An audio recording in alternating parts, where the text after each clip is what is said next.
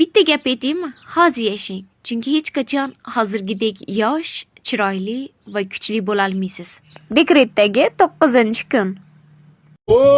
Assalomu alaykum, bratim, qandaysiz? Men bilardim, men ishonardim uyimizda sichqon yo'qligiga. Ko'rinishdan qarasa ham anchagina zerikib qopti deb ko'chalarda aylanishga chiqdik. Agar siz bu o'yinni bilmasangiz, 2010 dan keyin tug'ilgansiz.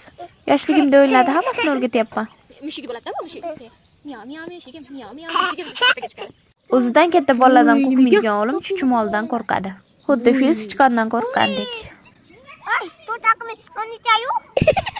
Ikkita tug'sangiz qiynalmaysiz, bir-birini yo'lab katta bo'ladi deganlar eplab bo'lmayapti-yu. Hadeb gul so'raganimga erim gulli salfetga olib kelibdi. Hidi umuman yoqmadi lekin. Yurib ketyapsiz, menga Koreya kosmetikasi ochilibdi. Bekarishlarga o'xshab varsak ham bo'lmaydi deb o'tib keta qoldik. Kimni uyda nima muammo bo'lyapti, nima yangiliklar mash bolachalardan bilib olsangiz bo'ladi.